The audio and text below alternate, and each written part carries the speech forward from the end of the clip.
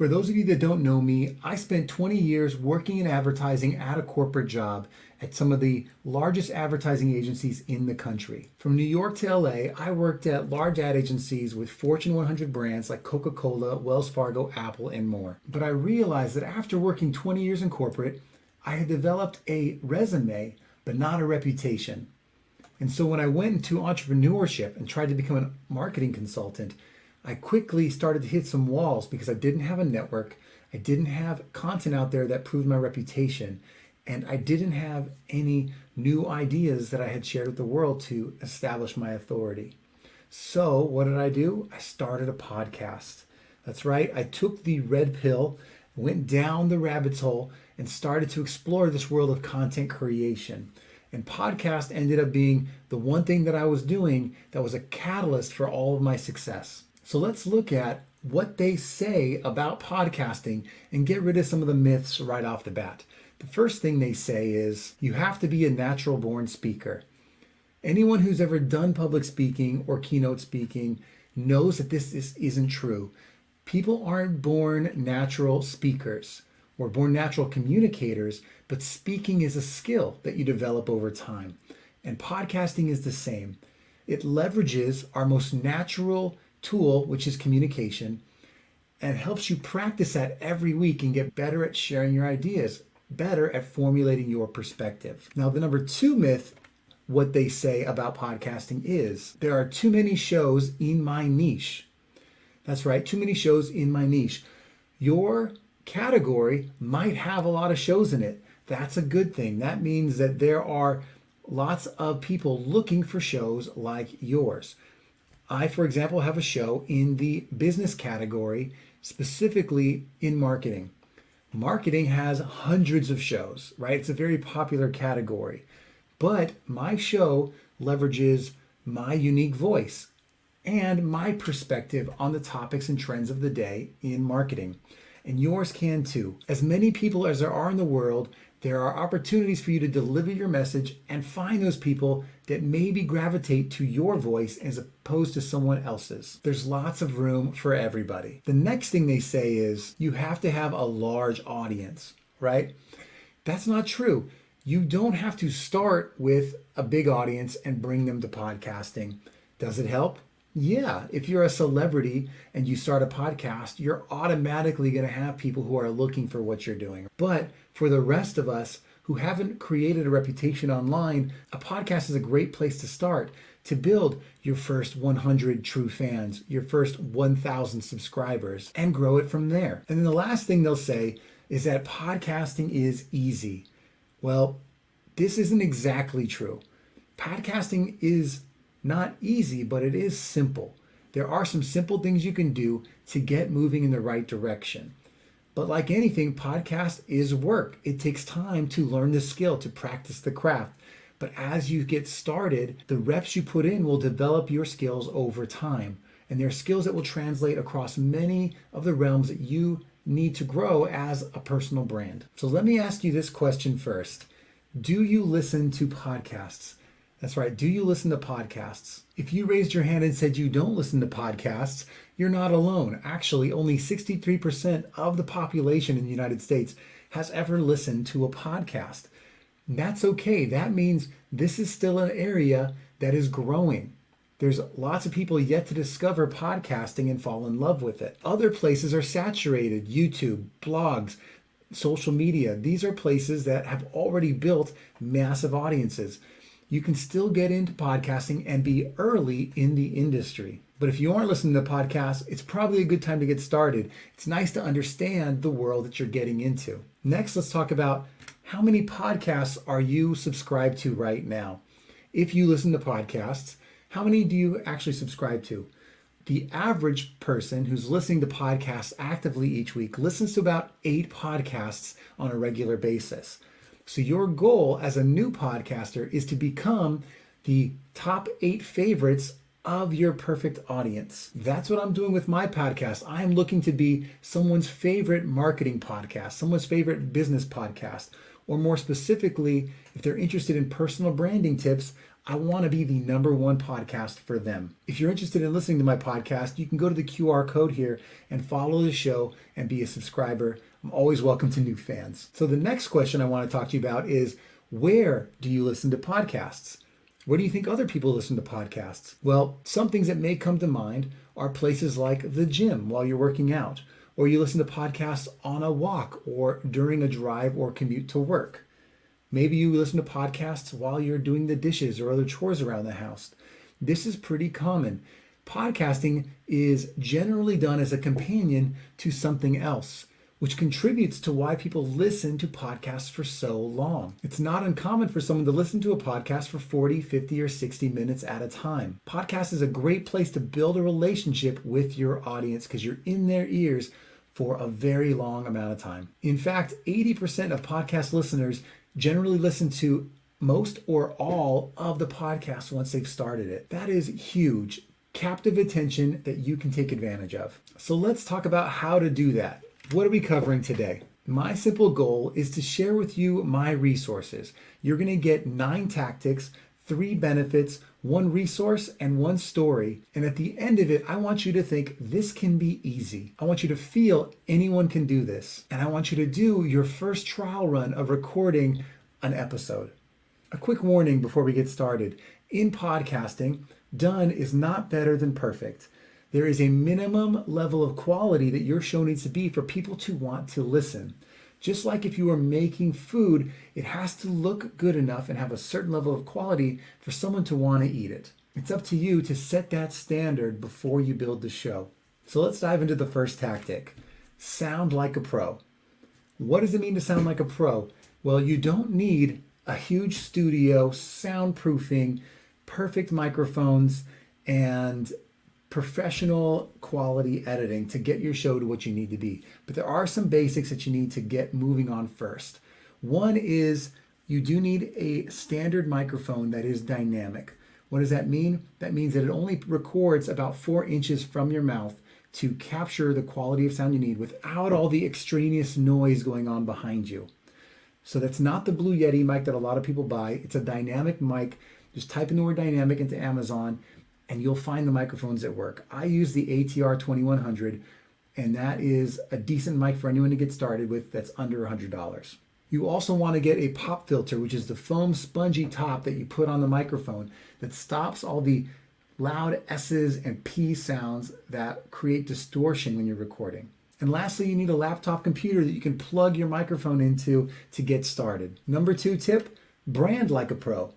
When people are looking for your show, they're going to be judging it based on their first impression, which is how it looks in the cover art. So you want cover art that explains what the show is, that grabs attention, and that looks good. Doesn't look like someone mocked it up themselves. It looks like it was professionally done. You want a good title of your show, and you want to make sure that the episodes themselves are named in a way that makes sense for the show. Number 3, you want to plan like a pro. Plan like a pro means coming up with good show ideas that make sense ahead of time. You don't want to every week have a new random idea that you talk about. Planning your content for a full season and for your subject matter that makes sense, that all works together, helps really hone in on your niche and create something that as a package looks good to the listener. This is something I'll talk about. I have some free coaching where you can set up a call and we can talk about content planning together. I'm going to talk about that at the end of this, but get some help along the way to develop your content plan. Number 4, interview like a pro.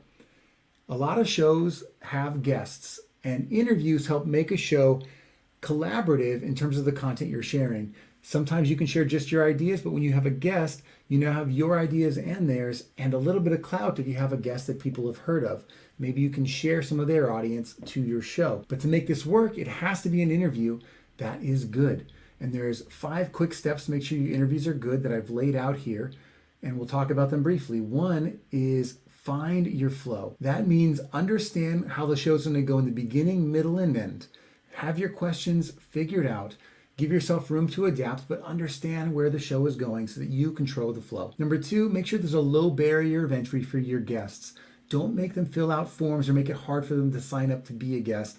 Just give them a link to put on your calendar and have them show up. You do the work, you do the research, you do the rest. Also, during the show, ask open-ended questions that gives them room to ebb and flow in the conversation, and then engage in active listening to pull more questions out along the way. And then as you hear little nuggets of information that you think are valuable, tell and retell those stories. Let your audience know, hey, this was something important to listen to. These are just a couple tips that'll help you right off the bat have an interview show that's worth listening to. Moving on to number 5, research like a pro. Before you start a show, understanding what's trending in your category and what topics people want to hear and what titles you should be using should happen before the shows are even built. Know what you're going to create and do it with purpose. There's lots of research out there from Google and other providers about what people are typing in, what kind of questions people are asking. So do the research ahead of time to understand what your show should be about. Number 6, make the show a shared, meaningful experience. One of the only ways to create loyal listenership and to keep them coming back is to make the audience feel like they understand you, that you are answering questions that they've actually asked, and you're bringing guests on the show that they actually want to hear from. So bringing on a no-name guest that maybe is just your random friend doesn't exactly help. Creating an experience that makes the audience feel like they're really getting value and that they're being brought into the show based on questions that they want answered is key. Now, we've talked about audience a little bit here. So the question ends up being, how do you develop an audience? How do people find your show? And that's number 7. Dig the well first.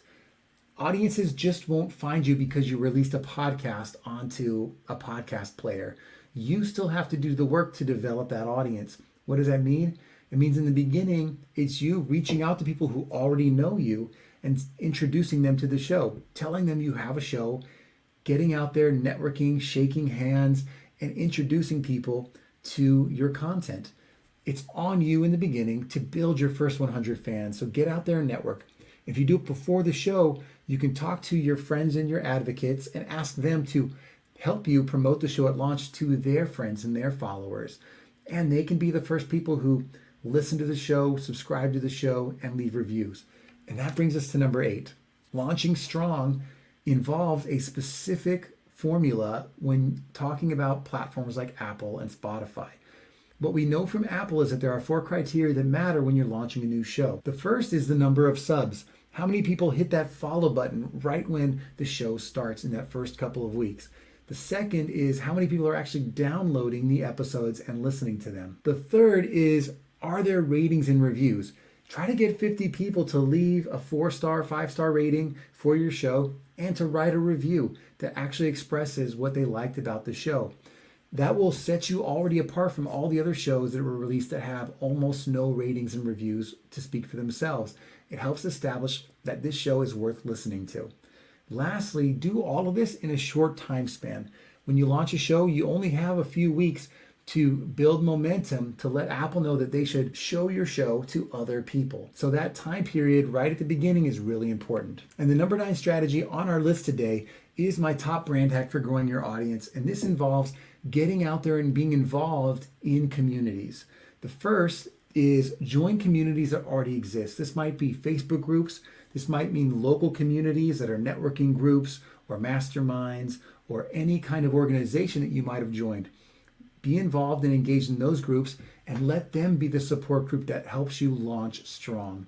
You can get onto Facebook groups that are in your industry and be involved and engaged in those communities. Even better, if you can get to know the leaders of those communities, maybe they will highlight you as someone their audience should be listening to. And the other part of this is direct communication. Who do you know that you can send a direct message to? That chat can be via email. It could be via a direct message from your phone, via text. It could be in your phone via direct message over a social media app like Instagram or Facebook or LinkedIn. Go through all of your contacts and let them know that you're starting a show and ask them, are they interested in getting more information about it so that you can tell them about it at launch? One-to-one communication is important because when you send something to everybody as a mass communication, it's easy to ignore.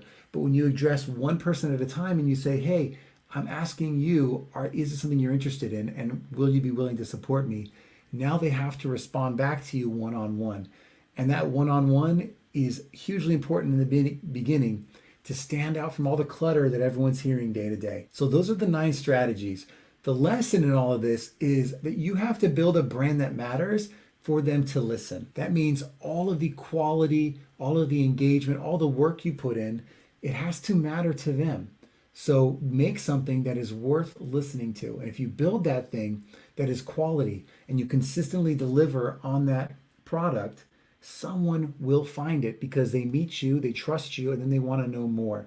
And it's a great tool for nurturing those relationships. So picture yourself starting your own podcast. What does that look like? What does that sound like? What did you call it? Can you start to feel the identity of what that show could be and what that show could mean to you once it's been built? The reason I want you to picture yourself doing this is because anyone can do this. I'm not special. Most podcasters aren't celebrities.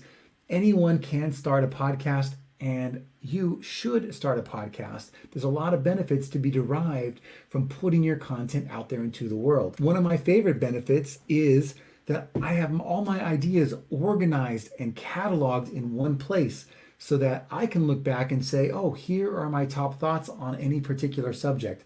And other people who find me can also go through that and see what my opinions and beliefs are on the topics of my industry. It helps establish me as an expert in my particular field. I have proof. It's all right there, searchable on the internet for you to find. The second advantage from podcasting was when I started to network with people, when I was looking for people to build relationships with, become customers, become partners, I would go to networking events, and now instead of just trying to handshake with people, I could say, hey, I actually have a show. I had something to talk about.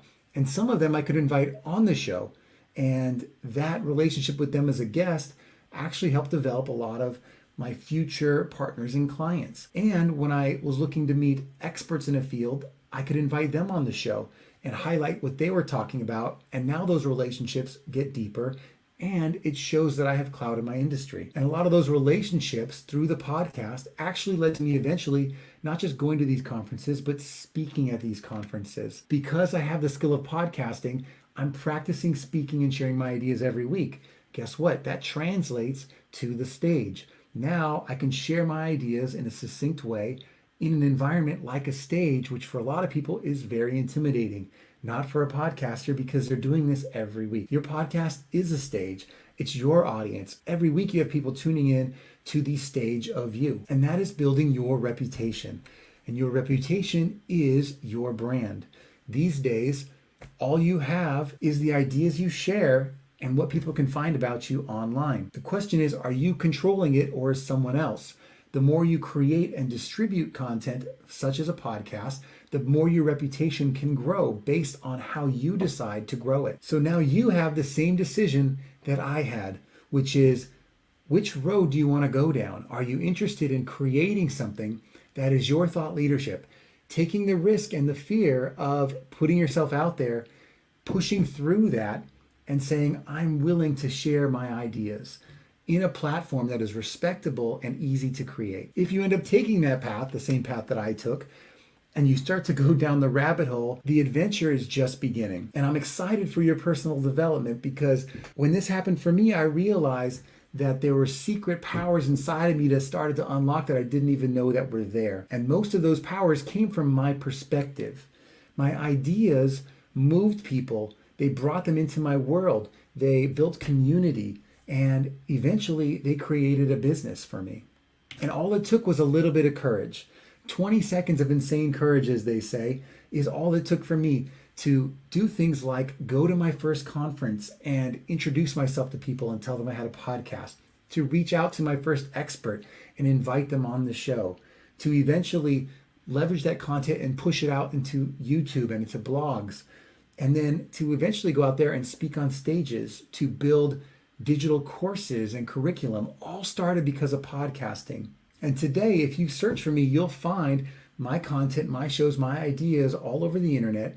And people start to find that and rank me and talk about me and highlight, this show is a top podcast for my industry, for my category. There is proof of my authority and expertise on the internet, just like yours will be. Your ideas become the currency, and your perspective is the power. And I know that sounds lofty and maybe a little fluffy, but it's true. Finding my voice, sharing my ideas, opens so many doors in my world. It's different for everybody, and I'm excited to help share that same world with you. I love podcasters. I'm a huge fan. That's why I work with podcasters all the time, to help them also find their voice and leverage their perspective as powerful tools in their arsenal. And so we're coming to the end here. I want to make sure you guys have the opportunity to start your show and ask any questions you have. I can't do that right here in the video today because it's recorded, but if you have questions, and it could be anything, I'm happy to spend 15 minutes with you to talk about what your show could be. Those 15 minutes can be a content planning session. They could be just talking about the topic and potential name of your show to see if there's a good industry fit, or any quick questions you might have about starting a podcast in general. Take those 15 minutes. It's free. There's no strings attached. I'm happy to talk to you about this. Why would I be willing to do this? Well, because this is what I do. I help people with podcasts. I do have an online curriculum, an online school for podcasting. That is my business. If you want to know more about that, I'll talk about that as well. But the first 15 minutes is just us talking and coaching together. But the academy itself, if you want to find that, it's podcastbrandingacademy.com. There is a course that goes full detail on how to start a podcast beginning to end. But for you specifically, today what I'm offering is a coaching call. The coaching call is, again, for you to use and leverage. Just go to brandsonbrands.com/chat and schedule an appointment. Find something on the calendar that works, and I will be there showing up to talk to you. You can also scan the QR code on the screen and have that take you to the website. It goes to the same place, brandsonbrands.com/chat, where you can schedule your 15-minute chat with me about podcasting. Now, I do this all the time, and a lot of the questions I tend to get tend to be about new things like gear and studio setup and also building an audience. And I have answers to those questions. I also have free videos I can send to you guys about those types of things. But really, the opportunity is to get personal advice about your show, contextually relevant to your experience, items that you can ask from your head and get a direct answer on. It's something that I wished was there when I was starting the podcast. To get that, I had to go to podcast conferences, meet other podcasters, and finally learn the skill of podcasting. I'm offering you a quick Zoom call to get through that quickly without having to travel and meet people and take up time and spend money on hotels and event tickets. This call is for you, free to use at any time. Just go to brandsonbrands.com/chat. And that's it. And again, if you guys are interested or curious about the Podcast Branding Academy, you can go to podcastbrandingacademy.com. There are free resources and videos there that answer a lot of beginning questions. And the courses there, and mini courses and large courses for any level of interest that you might have. But really, I'd love to have a conversation with you and get to know you. Use the links, set up your call, and I look forward to talking to you. That's it for today. Thanks, and I'll talk to you soon.